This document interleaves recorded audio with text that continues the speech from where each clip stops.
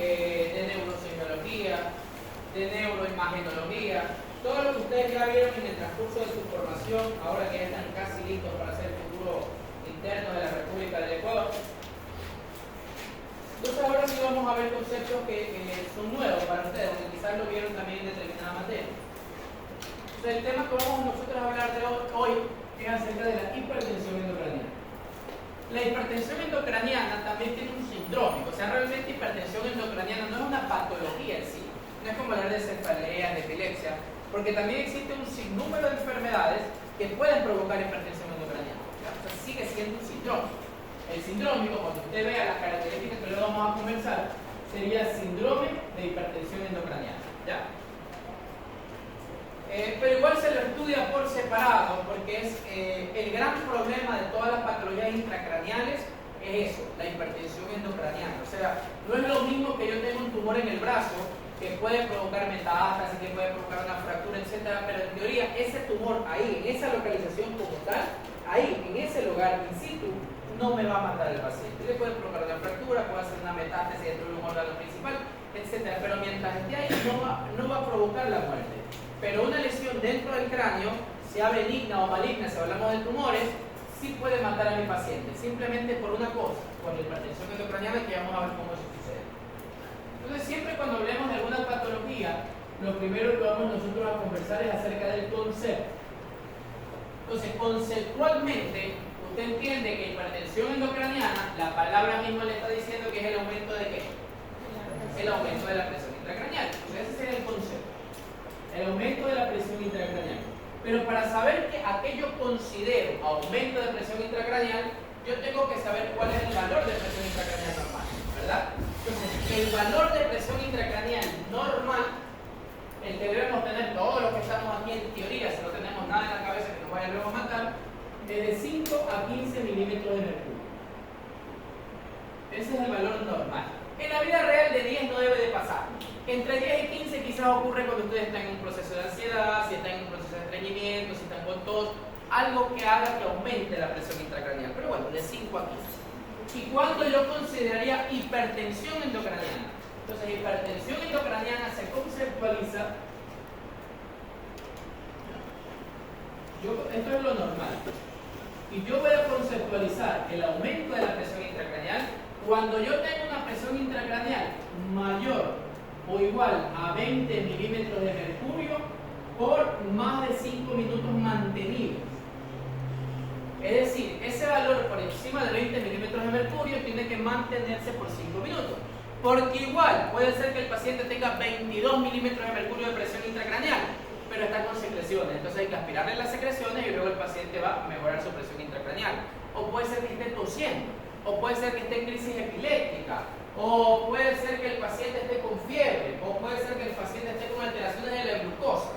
Como usted se puede dar cuenta, todas estas cosas pueden hacer que la presión intracraneal varíe. Entonces tiene que tener más de 5 minutos por el mayor o igual a 20 milímetros de mercurio por más de 5 minutos mantenidos. Ese es el concepto.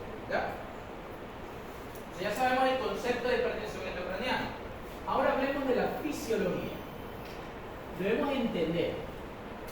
Entonces, para entender la fisiología, lo que debemos entender es de qué depende la presión intracraneal. Y es fácil. La presión de un lugar depende de lo que está en ese lugar.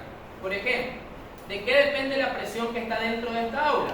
De lo que está dentro del aula. ¿Qué hay dentro del aula? Ustedes, quien habla, las bancas, los ventiladores, ese cable que no sé para qué sirve. ¿Ya? Todo lo que ustedes ven aquí, vean a su alrededor, van a hacer que la presión intracraneal tenga ese valor. Si por ejemplo yo le digo el curso que ahorita acabo de pasar con el doctor que pasó en este momento, yo le digo, vengan todos, ingresan un pocotón de gente aquí. ¿Qué va a pasar con la presión dentro del aula? ¿Va a aumentar o va a disminuir? Va a aumentar, ¿no? Ahora, ¿qué pasa si yo le digo, a ver, la mitad se va? ¿Qué va a pasar con la presión dentro de esta aula? ¿Va a aumentar o va a disminuir? Va a disminuir. Entonces la presión intracraneal depende de lo que normalmente hay dentro del cráneo. Entonces, hace algún tiempo, un señor que se llamaba Monroe le dijo a un señor que se llamaba Kelly la misma pregunta que yo les acabo de hacer. ¿De qué depende la presión dentro del cráneo? Y uno de los dos dijo, fácil, de lo que hay dentro del cráneo. Entonces, como ellos dos plantearon esa teoría de qué depende la presión dentro del cráneo, se llama la teoría, la doctrina o la ley de Monroe y Kelly, ¿ya? Entonces la teoría, doctrina o como usted le quiera decir de Monroe y Kelly dice que la presión intracraneal depende de las tres cosas que hay dentro del cráneo. ¿Cuáles son las tres cosas que hay dentro del cráneo? El parénquima. ¿El parénquima qué? El parénquima cerebral y el tronco y el cerebelo, ¿dónde me lo dejan? El parénquima encefálico o el encéfalo, si usted lo quiere nombrar así nomás, ¿no? Entonces, encéfalo. ¿Qué más hay por ahí? Líquido cefalorraquídeo. Y nutriendo todo esto los vasos sanguíneos, ¿no? Los vasos sanguíneos que pueden ser arteriales o venosos. Entonces, de ellos depende la presión intracraneal, ¿ya? La presión intracraneal normal. La presión intracraneal suya, de todos los que estamos aquí, de los animalitos, incluso de todas las cosas, ¿ya? Ahora, usted me dirá, doctor, pero ¿y por qué me interesa saber de qué depende la presión intracraneal? ¿O por qué me interesa a mí saber el valor de presión intracraneal? Porque la presión intracraneal es importantísima. Mira, gracias a la presión intracraneal yo saco fórmulas. La fórmula más importante, la que quiero que más adiestrado esté, es la primera. Pero la segunda también es importante. ¿Qué dice la fórmula? Dice que la presión de perfusión cerebral, es decir, presión de perfusión, la fuerza con la que se van a perfundir los tejidos encefálicos. ¿De qué depende la presión de perfusión cerebral? Depende de la tensión arterial media. Vamos a ponerlo acá arriba porque esta fórmula es importantísima para conversar. Depende de la tensión arterial media menos la presión intracraneal. De eso depende la presión de perfusión cerebral, es decir, la fuerza con la que se van a nutrir nuestros tejidos encefálicos. Y recuerde usted que el encéfalo, todas las estructuras de nuestro cuerpo, obviamente para poder nutrirse, ¿qué necesitan? Necesitan de y ese oxígeno se circula por la sangre, ¿no? Entonces el oxígeno, nutrientes, glucosa y todo eso circula por la sangre. Pero el órgano que más necesita oxígeno, glucosa, por ende, que más necesita de la sangre, es el encéfalo. Sin lugar a dudas. ¿Por qué? Porque el encéfalo no tiene reserva de nada. El hígado tiene su reserva de glucosa y bla, bla, bla. El resto de órganos tienen su reserva. El cerebro, de manera paradójica, aunque es el órgano que más necesita el oxígeno y glucosa de todo el cuerpo, es el único órgano que no tiene reservas para eso, de forma tan paradójica. Por eso cuando el encéfalo deja de nutrirse, ¿qué es lo que tienen que hacer el resto de órganos con sus reservas? Dárselas al cerebro, porque si el cerebro se muere el ser humano. Entonces los órganos no son bobos, ellos no se quieren morir. Le dicen no, el baby, por eso el cerebro algunos dicen el baby, porque es el más delicadito de todos. Es el más importante, pero es el más delicado. Entonces todos ellos sus reservas la tienen que dar al cerebro, y por eso usted comienza a ver en esos pacientes fallas multiorgánicas. Este paciente, doctor, tiene una lesión cerebral, pero el hígado ya no le funciona, el riñón ya no le funciona, está comenzando a tener cianosis periférica, doctor, pero no sé si es el cerebro el que se está dañando. Pero usted ya lo sabe. ¿Por qué está dejando de funcionar el hígado, el riñón, se está poniendo cianótico? Porque todos esos órganos se están quitando sus reservas para dársela al baby, dársela al cerebro, y ellos están comenzando a perder, y por eso están comenzando a tener difusión, que eso es una de las formas como los pacientes neurológicos mueren, por fallo multiorgánico o difusión de órganos múltiples, como usted lo quiera llamar, ¿ya? Entonces, el cerebro, la presión de perfusión es igual a la tensión arterial media menos la presión intracraneal. Ojo con ese dato. Vamos a hablar de valores normales, porque estamos hablando de los procesos fisiológicos. Entonces, ¿cuál es el valor normal de presión de perfusión cerebral? El valor normal de presión de perfusión cerebral es mayor de 60 hasta 150. Acuérdense que todo es malo, todo extremo es malo. Menos de 60 es malo. Algunos libros dicen 50, pero vamos a tratar de quedarnos en un solo rango.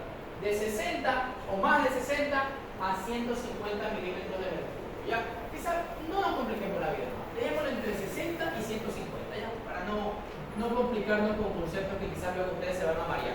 De 60 a 150, todo extremo es malo. Si tiene 40, 30, 20, está disminuyendo la presión de perfusión. Pero si tiene 200, 250, 300, es mucha presión de perfusión y el paciente puede hacer una hemorragia cerebral, ¿ya? ¿Cuál es el valor normal de tensión arterial media? Usted ya lo tiene que saber porque eso sí se lo explicarán a usted en semiología, en cardiología, en fisio, en medicina interna, como la glicemia, entre 70 y 100 más o menos, ¿no? Buscamos un rango medio de 80. Y el valor de PIC normal, usted ya lo sabe. ¿Cuál es el valor de PIC normal? De 5 a 15 milímetros de mercurio. Entonces usted ya sabe los valores fisiológicos. Ahora, mira, la presión de perfusión cerebral, esta fórmula es importante, aunque no la vamos a nombrar mucho, pero también es importante. Forma o le da vida a una fórmula, que es la del flujo sanguíneo cerebral.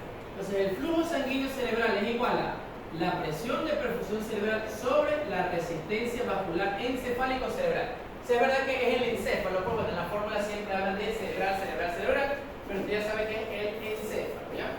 Vamos a ponerle resistencia vascular cerebral. Pero usted ya sabe que eso dice la fórmula. En la vida real es el encéfalo, que estamos hablando de todo lo encefálico, ¿ya? Entonces, estas fórmulas son importantes, porque si usted se da cuenta, mire, como la presión de perfusión cerebral está en el numerador de esa fórmula, usted ya sabe que mientras más aumenta la presión de perfusión cerebral, yo voy a garantizar un flujo sanguíneo cerebral adecuado. El flujo sanguíneo cerebral adecuado, o el flujo sanguíneo cerebral, es la cantidad de sangre que tiene el encéfalo, ¿no? Y acuérdese usted que gracias a la sangre llega oxígeno y glucosa y que el cerebro necesita de eso sí o sí. Mire, tan importante es el cerebro que a pesar de formar parte del encéfalo, a pesar de que forma más o menos el 2% del peso corporal total, consume el 20% del gasto cardíaco. Pesa el 2% o forma el 2% de nuestro peso, pero consume el 20%, una quinta parte de todo lo que consume el cuerpo. Para que usted vea la importancia, ¿ya? El flujo sanguíneo cerebral normal es de 50 a 60 ml de sangre por cada 100 gramos de tejido cerebral por minuto. O sea, por cada minuto, en 100 gramos de tejido cerebral, en un pedacito de 100 gramos de tejido cerebral, deben pasar de 50 a 60 ml de sangre. Ese es el valor del flujo sanguíneo cerebral, ¿ya? Esta fórmula usted tiene que entenderla sí o sí. Esta fórmula sí o sí van a formar parte del examen en el cual ustedes vayan a dar, o la lección que ustedes vayan a dar en el segundo parcial. Esta fórmula tienen que entender. ¿Hasta aquí alguna pregunta? Entonces ya conocemos la parte fisiológica, ¿verdad? Hablemos ahora de la parte fisiopatológica. O sea, eso que es normal, vamos ahora a complicarlo, vamos ahora a hacerlo anormal, ¿ya? Entonces ahora hablemos de la fisiopatología.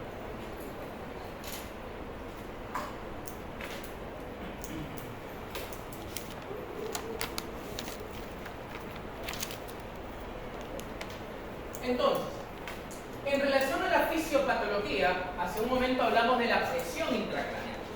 Fisiopatológicamente, entonces nosotros vamos a hablar de la hipertensión intracraneal, es decir, del aumento de esta presión intracraneal o PIC. Usted siempre va a escuchar PIC, monitor de PIC, catéter de PIC, valor de PIC. PIC no tiene otro significado. PIC significa presión intracraneal, ¿ya? Entonces hablemos ahora de la parte fisiopatológica. Entonces, para hablar de la fisiopatología, nosotros vamos poniendo un ejemplo para ver cómo fisiopatológicamente el paciente pasa de un ser humano normal, común y corriente como cualquiera de ustedes, hasta transformarse en un cadáver, es decir, hasta morir producto de la hipertensión intracraneal, ¿ya? Ahora, con respecto a la fisiopatología, quiere decir que vamos nosotros a iniciar con la hipertensión intracraneal. Entonces, dentro de las causas de hipertensión intracraneal, usted puede clasificarla de acuerdo a muchas formas, muchas variantes, ¿no? Que usted lo va a revisar en los libros guía que usted tiene. Pero, por ejemplo, yo por dar unos cuantos, yo puedo decirle, por ejemplo, hipertensión intracraniana es todo lo que haga que aumente la presión intracraneal. ¿Cómo puede aumentar la presión intracraneal? Por dos mecanismos. Mecanismo número uno con el cual puede haber hipertensión intracraneal. Mecanismo número uno, mecanismo número dos. Mecanismo número uno, el más fácil. ¿Se acuerdan que yo les acababa de decir que si ustedes estaban aquí y que yo metía, no sé, los jóvenes que están en la aula de Alcalá, ellos forman parte de este grupo? No, ellos son algo extra. Entonces, ¿qué es lo primero que puede provocar la hipertensión intracraneal? Un objeto extra, algo de más, ¿ya? Algo de más. Entonces, primera causa de hipertensión intracraneal, algo extra. Ese extra puede ser un tumor, ese extra puede ser un objeto extraño, le dispararon y tiene una bala dentro de la cabeza, un absceso cerebral, ya un parásito, todo lo que usted vea que está de más, es decir, que no es ni encéfalo, ni líquido cefalorraquídeo, ni vasos sanguíneos arteriales o venos. ¿Ya? Todo lo que usted ve de más va a ser causa de un objeto extra. La segunda causa, qué sé yo, no sé, hoy es el día de ni sé qué cosa y todos comenzamos a comer de manera descontrolada. Entonces, todos los que estamos aquí aumentamos de peso, aumentamos nuestro diámetro abdominal. Decimos que comimos, pero de una manera brutal, y aumentamos todo nuestro diámetro, es decir, estamos los mismos. ¿Cuál es la diferencia? Que los que estamos aquí aumentamos de tamaño, no aumentamos de proporción, porque acabamos de engordar. ¿Ya? Entonces, ¿cuál es el segundo mecanismo extra? Que el componente que ya está aumente de tamaño por un mecanismo determinado. Entonces, el primero es que hay algo extra y el segundo es que el mismo mecanismo aumente. ¿Estamos claros hasta aquí? Ejemplo, en el encéfalo, edema cerebral. ¿Ya? Usted ya lo vio, ya sabe los tipos de edema cerebral. Ya sabe usted entonces que el infarto, la hemorragia, la disnatremia, la diglicemia, el hematoma intraparenquimatoso, la eclampsia, el edema que provoca los tumores cerebrales, el tumor que da objeto extra y encima le hace doble mecanismo porque provoca edema vasogénico, que o sea tiene doble mecanismo de aumento de presión intracraneal, bla bla bla. ¿Saben? Miles de causas aquí, edema y todas las cosas que ya hemos conversado. ¿Ya? Por ejemplo, el líquido cefalorraquídeo, si aumenta la cantidad de líquido cefalorraquídeo intracraneal, eso se le llama hidrocefalia, ¿ya? Una causa entonces de un mismo elemento que aumenta de diámetro, hidrocefalia. Los vasos sanguíneos, no sé, un aneurisma cerebral, una trombosis de senos venosos que hace que aumente su diámetro, ¿ya? Muchas causas que usted ya las quizás han leído en la vamos a ir a leer, ¿ya? Podríamos nosotros hablar quizás como objeto extra en el trauma cuando veamos hematomas epidurales, hematomas subdurales, que es el contenido sanguíneo que comienza ahora a extravasarse, o es el mismo mecanismo y todo, ¿no? Pero todo lo que aumente la presión dentro del cráneo, sea porque se sumó, o sea porque los mismos elementos están aumentando en cantidad, en proporción, en diámetro, va a hacer que aumente la presión intracraneal. ¿Estamos claros hasta aquí, no? Si usted ya sabe cómo es el mecanismo que puede hacer que aumente la presión intracraneal. Ahora sí, fisiopatológicamente, ¿qué va a pasar? Vamos, ¿qué va a pasar? Cuando aumenta la presión intracraneal, se produce una serie de mecanismos que no siempre siguen los pasos así religiosamente como yo se lo voy a comentar. Pero para hacerlo un poco didáctico, lo vamos a comentar por pasos. Pero ya usted sabe que en la vida real, esos pasos no siempre van a estar ahí. No es doctor, pero está en el paso 2 y en el paso 4. Sí, puede ser. Nosotros lo vamos a hablar por pasos para hacerlo académicamente mucho más entendible. Pero en la vida real no siempre son esos pasos. En la vida real puede saltarse el paso 3 o el paso 4, que es cuando ya se mueve. ¿Ya? Entonces, como nosotros vamos a hablar por pasos, vamos a hablar de grado de hipertensión endocraneal. ¿Ya? Y usted sabe que esos pasos no son religiosamente seguidos. Entonces, vamos a poner un ejemplo claro. Digamos que yo tengo un paciente de 45 años de edad, el cual estaba en una moto, nadie sabe mucho de él. Por ahí unas personas que estuvieron ahí dijeron que vieron que la moto perdió pista y se fue contra un poste. De ahí todo el mundo se acercó, gritó, llamaron a la ambulancia y lo acaba de traer, ¿no? Usted no tiene un estudio imagenológico, pero yo le voy a decir más o menos qué es lo que está pasando dentro del cráneo, que aunque nosotros no lo sabemos, pero vamos a ver cómo fisiopatológicamente nos puede avisar qué es lo que probablemente puede estar pasando, ¿ya? Entonces, ese paciente que acaba de tener un accidente, digamos que va a formar un hematoma que tiene forma biconvexa, cuyo origen generalmente es arterial, que es frecuente más que todo en las personas jóvenes y que corresponde a qué tipo de hematoma es el que tiene forma biconvexa, del hematoma epidural. Vamos a decir que este paciente tiene un hematoma epidural, aunque eso es algo hipotético, no tenemos la tomografía todavía, porque esa es la idea. La idea es que ustedes vean cómo la hipertensión intracraneal me avisa muchas cosas y que sin necesidad de yo tener un estudio de imagen yo puedo tomar una conducta o por lo menos llamar a mi hospital base para más o menos decirle qué es lo que fisiopatológicamente está pasando, aunque no tenga la tomografía, ¿ya? Entonces, este hematoma epidural es un objeto o el mismo mecanismo que aumentó de tamaño más lo extra porque este hematoma que se configura y es otra cosa, ¿ya? Ahora, una vez que se forma este hematoma, va a aumentar la presión intracraneal. Entonces eso es lo que va a aparecer de aumentar la PIC. Entonces, cuando aumenta la PIC, se activan unos mecanismos que tratan de compensar. O sea, el cerebro no es bobo, no aumenta la presión intracraneal, ya me morí, chao, se despide, hace el testamento y se va. No, el cerebro primero activa, o mejor dicho, más que el cerebro, todos los órganos y todo el cuerpo comienza a activar unos mecanismos que se llaman mecanismos de compensación. ¿Ya? Porque vea usted lo que va a pasar. Mire, se lo pongo en idea. Vea usted esta fórmula. La fórmula que ya hemos conversado. ¿Qué pasa si aumenta la presión intracraneal en relación a la presión de perfusión cerebral? Si aumenta la presión intracraneal, ¿qué va a pasar con la presión de perfusión cerebral? Va a disminuir porque es tan menos la PIC. O sea, si yo tengo tan de 80 menos 10, 70. Pero si tengo 80 menos 20, 60. 80 menos 40, 40. 80 menos 70, 10. Es decir, si aumenta la presión intracraneal, la presión de perfusión cerebral que le va a pasar va a disminuir. ¿Y qué pasa si disminuye la presión de perfusión cerebral en relación al flujo sanguíneo cerebral? Acuérdense que es el numerador, es decir, el flujo sanguíneo cerebral y la presión de perfusión cerebral son proporcionales. O sea, si aumenta la presión, aumenta el flujo. Y viceversa, si disminuye la presión, disminuye el flujo. ¿Ya? Eso usted tiene que entender. Entonces, si aumenta la presión intracraneal, disminuye la presión de perfusión cerebral. Si disminuye la presión de perfusión cerebral, disminuye el flujo sanguíneo cerebral. ¿Y qué pasa si disminuye el flujo sanguíneo cerebral? Hay hipoxia, y hipoxia ¿qué provoca después? Provoca isquemia, y la isquemia ¿qué da? Da edema citotóxico, y el edema citotóxico ¿qué hace con la presión intracraneal? Aumenta la presión intracraneal. Y si aumenta la presión intracraneal, ¿qué pasa con la presión de perfusión cerebral? Disminuye. Si disminuye la PFC, ¿qué pasa con el flujo? Disminuye el flujo. Si disminuye el flujo, se produce isquemia, y la isquemia ¿qué provoca? Más edema citotóxico, que hace que aumente la PIC. Y si ve usted cómo se va creando un círculo vicioso que hace que cada instante, cada que el círculo se cierra, la TAM, que está aquí, la PIC comienza a aumentar. Digamos que la TAM es de 80, la PIC es de 10. Primer círculo, la PIC sube a 30. Segundo círculo, la PIC sube a 60.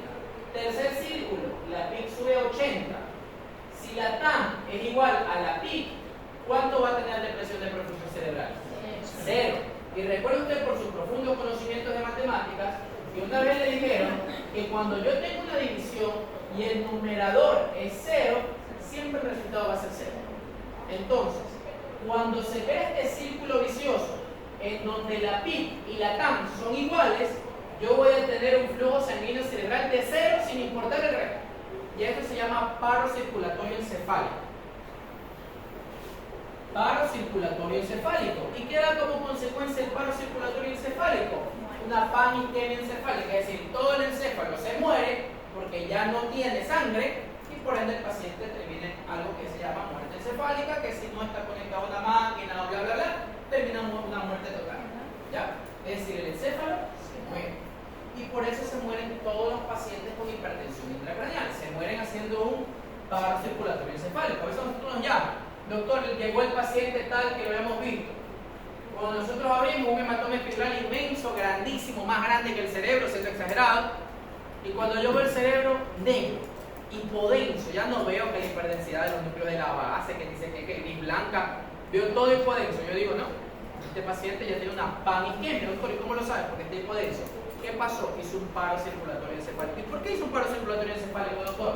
Porque aumentó tanto la presión intracraneal que se puso igual a la tensión arterial media.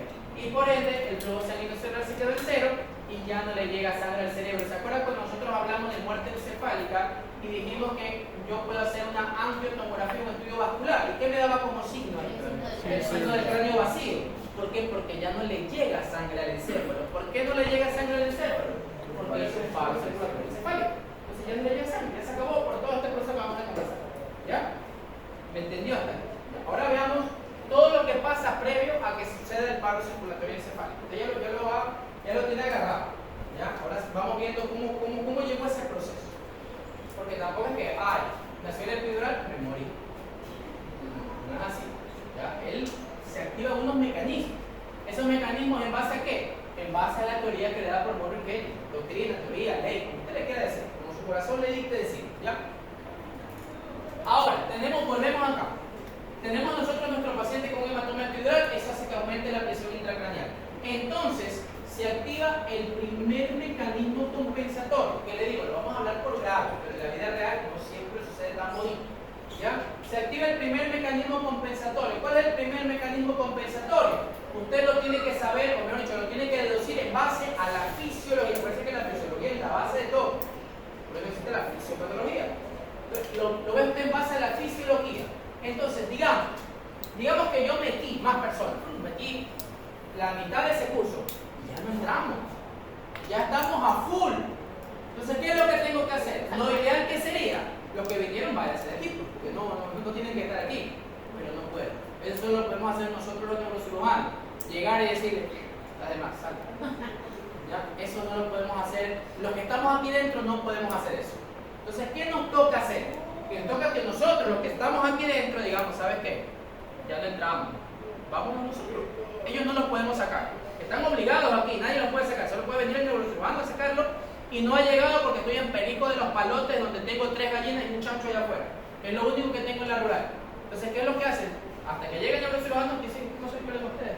¿Sabes qué? Vamos, no entramos, cogemos y nos vamos. Entonces, ¿cuál es el mecanismo que se activa? Que lo que sí está aquí comienza a disminuir. Es la única forma. Porque el que debe irse no se puede ir así de fácil. Los que sí están aquí. Ahora, de esos 3 hay uno importante que yo no los puedo sacar. Porque si lo saco estoy haciendo el mismo daño que quiero hacer previamente según yo para salvarlo. El exceso. Él no lo voy a sacar. Él se tiene que quedar. Ahora, ¿quiénes nos vamos? Nos vamos los menos importantes. No, mejor dicho, dentro de todos muy importantes, el que tiene menos muy importancia. ¿Cuáles son los que tienen menos altísima importancia? El líquido cefalorraquídeo y el vaso sanguíneo. Más que todo la parte venosa, que es un poquito más profusa en el cráneo, que es un mecanismo diferente que luego lo veremos, ¿ya? Entonces, ¿cuál es el primer mecanismo compensatorio cuando hay un objeto extra o el mismo objeto aumentó? Que basado en la teoría de Monriquelli, los elementos que puedan comienzan a disminuir. Entonces, ¿qué es lo que sucede? Disminuye la cantidad de líquido cefalorraquídeo y disminuye la sangre, más que todo la sangre de tipo venoso. Entonces, ¿qué es lo que pasa? El líquido cefalorraquídeo que está dentro del cráneo se va hacia el canal medular. Acuérdese usted que existe una fosa lumbar, acuérdese usted que existe un epéntimo por donde pasa el líquido cefalorraquídeo, todo el cráneo se va. Y la sangre venosa, ¿qué es lo que va a hacer? La sangre venosa que está en el cráneo se va, baja por la yugular y se va al corazón. Ese es el primer mecanismo compensatorio que comienza a suceder. ¿Ya? Aquí aún cuento un tratamiento, pero se lo voy a decir aquí porque me parece que este es el mejor momento que usted lo va a entender. Entonces, por ejemplo, ¿usted cómo cree que usted le va a poder ayudar a su paciente que usted sospecha que tiene hipertensión intracraneal a que este drenaje de líquido cefalorraquídeo y drenaje de sangre venosa sea mejor? ¿Usted cree que si yo cojo, digamos que esta es la cabeza del paciente, yo digo, ay, mira, mi paciente ahorita está, yo creo que está en hipertensión intracraneal porque tiene tal cosa que ya le iremos conversando? Yo creo que lo mejor para que le drene la sangre y la sangre venosa y el líquido de la cabeza al cuerpo, lo mejor es ponerle los pies para arriba, para que drene más bonito. ¿Usted qué opina? ¿No? Porque tiene que ir contra la gravedad, pues se le dificulta más. Entonces, ¿qué es lo mejor? Elevar ¿qué cosa? La cabecera de la cama. Por eso todo paciente neurológico con sospecha de lesión intracraneal o con lesión intracraneal, que usted ya la vio por tomografía, bla, bla, bla, siempre tiene que tener la cabecera de la cama elevada. Dice la literatura 30, ya si quieren un poquito más, 45 grados. Pero lo que sí nunca en la vida puede estar es recto. Y peor es prender el muro, con los pies hacia arriba. Entonces, y ahí cuando yo siempre tengo mis conflictos, porque a me dice, doctor, el paciente tuvo un accidente, entonces sospechamos que tiene buena cabeza y después tengo la tomografía. Y luego el paciente más recto que mi vida, así, un palo. Si sospecha que tiene lesión intracraneal, lo mínimo que usted tiene que hacer es elevarle la cabecera de la cama de 30 a 45 grados. ¿Para qué? Para que el drenaje venoso y el drenaje de líquido cefalorraquídeo sea mucho mejor. ¿Ya? Y entonces ahí usted, y también, obviamente, el paciente no puede tener compresiones en el cuello, porque luego también le dificulta, no puede estar con el cuello virado para allá, ni virado para allá, ni con, qué sé yo, vino con corbata y tuvo el accidente y está todavía con la corbata y que le ahorca al paciente. No, tiene que dejar el cuello desprovisto de todo. ¿Ya? Entonces esto es importante, este es el primer mecanismo compensatorio. Luego se activa, si Si aquí no se hace nada, se supone que esto disminuye la presión intracraneal. Vamos a ponerlo como ejemplo para hacerlo más interesante, ¿ya? Con valores. O sea, recuerden usted la fórmula de allá arriba. No se olvide de la fórmula de allá arriba. Vemos que tenemos aquí, ¿no? Tenemos nuestra presión de perfusión cerebral es igual a la TAM, que le voy a poner 80, menos la PIC. La PIC normal es de 5 a 15, como tiene un hematoma epidural, digamos que sube a 50. ¿Ya? ¿Cuánto tiene de presión de perfusión cerebral este cristiano? 30, ¿no? Ahora, ¿qué pasa? Como se produjo este primer mecanismo compensatorio, usted le ayudó porque le elevó la cabecera de la cama, bajó de 50 a 40, son números aleatorios, ¿no? De 50 bajó a 40, 80 menos 3 menos 40, ¿cuánto es? 40. ¿Es suficiente para tener una buena presión de perfusión cerebral? No. Recuerden que nuestra presión de perfusión cerebral adecuada es de 60 a 150. Entonces no es adecuada, es decir, ¿me ayudó? Sí, pero no lo óptimo. O sea, disminuyó la presión intracraneal, pero no me ayudó lo óptimo. Porque este mecanismo realmente no es un mecanismo exageradamente bueno. Pero si usted está en Perico de los Palotes, donde suena en el churrural, donde no tiene nada, a lo mucho 2 gallinas y un chancho allá afuera, usted sabe que esto le va a ayudar mucho, ¿ya? Dentro de sus limitaciones. Pues usted tiene que estar claro con lo que hace. Ahora, esa es nuestra hipertensión intracraneal grado 1.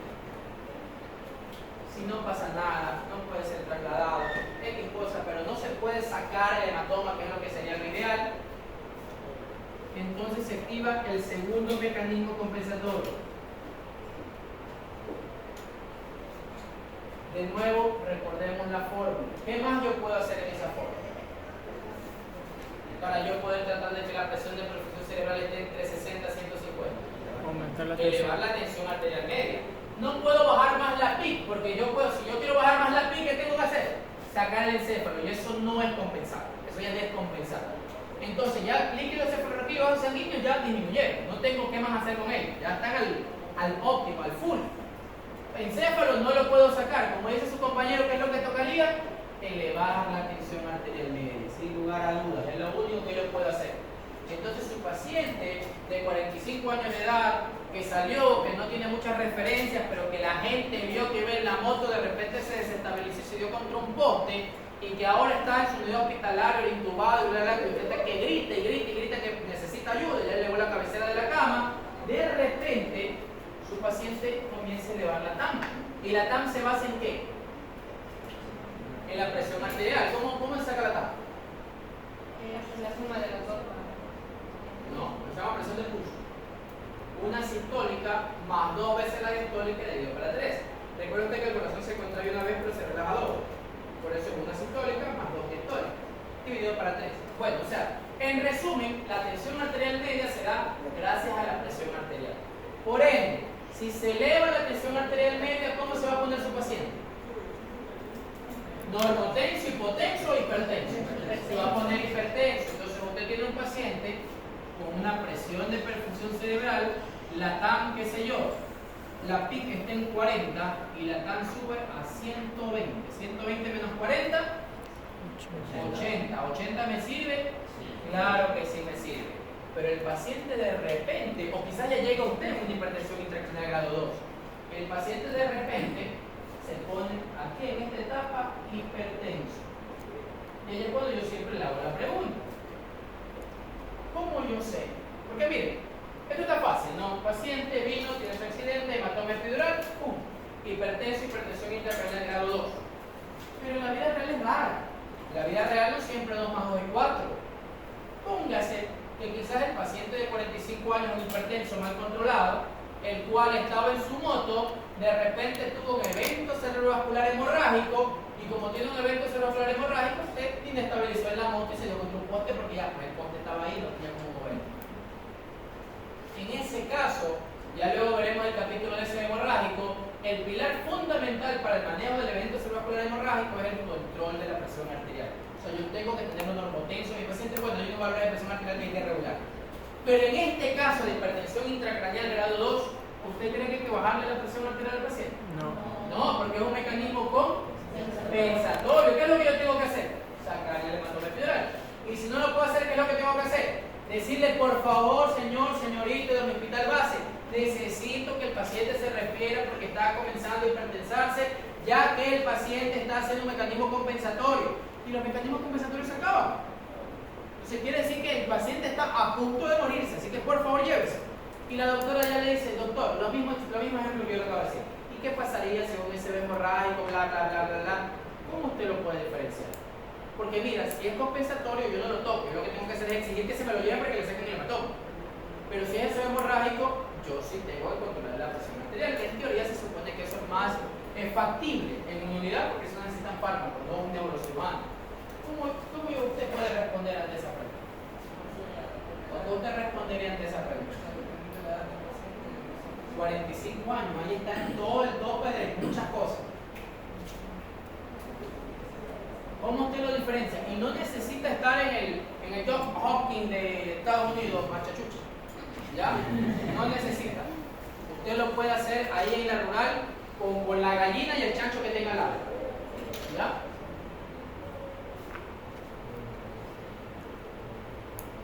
Necesita su reloj o su teléfono, que eso usted lo tiene en cualquier lado.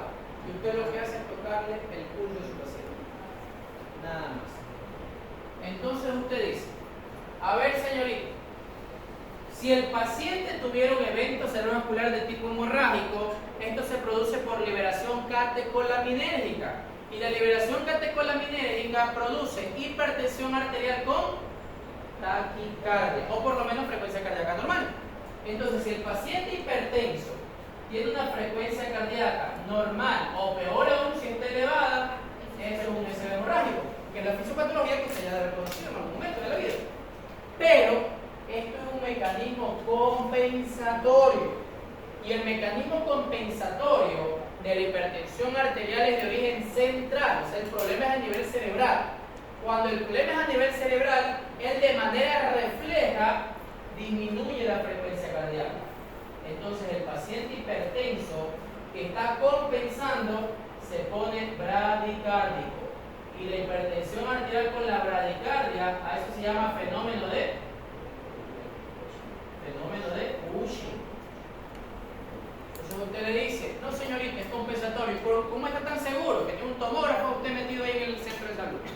No, fácil, porque el paciente tiene 33 de frecuencia cardíaca, 32, o el paciente está bradicárdico. ¿Y eso qué quiere decir? Eso quiere decir que esto es compensatorio porque el cerebro de forma refleja produce bradicardia.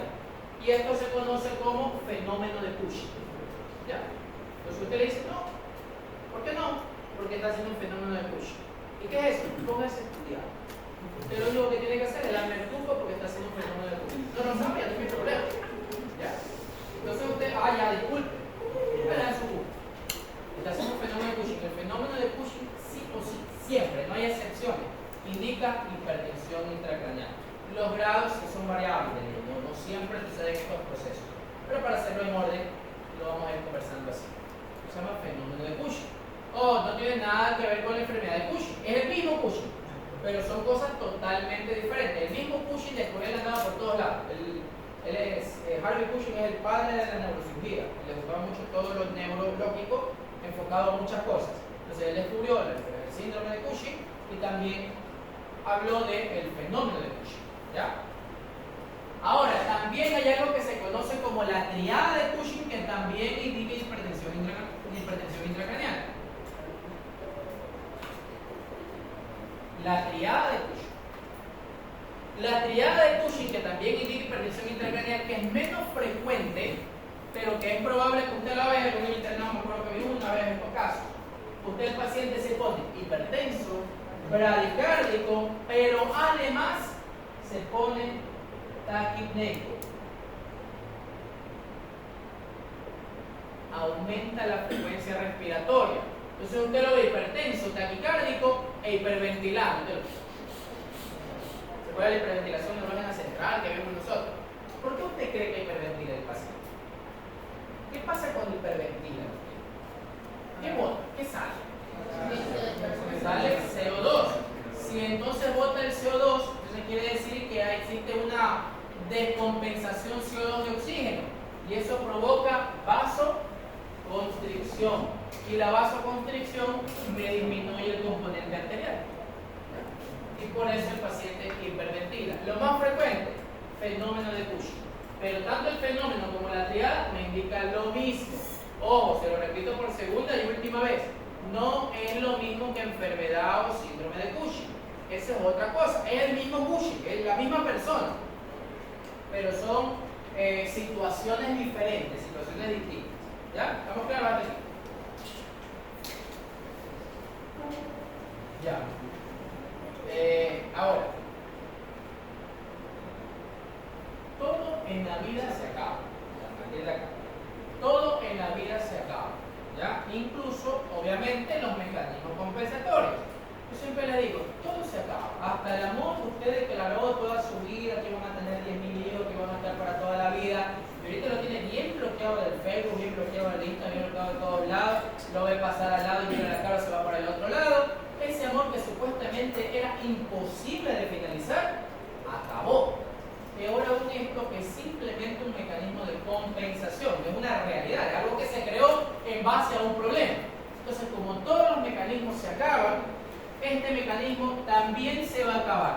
Y lo peor de todo es que hasta aquí llega la compensación. Porque una vez que se acaba este mecanismo, ya no hay de otra, ya no tengo más salida. La única salida que tenemos es que se vaya el encéfalo, que ya no hay forma. Entonces, el tercer mecanismo que ocurre, el tercer mecanismo que aparece es las herniaciones, bueno, son las herniaciones cerebrales, ¿ya? Las herniaciones cerebrales. Bueno, encefálicas, porque realmente se producen en todo el cerebro. Ya, mientras yo grafico, para que no perder tiempo, son las 5:26, vámonos 5:36, ¿ya? Para esto como receso.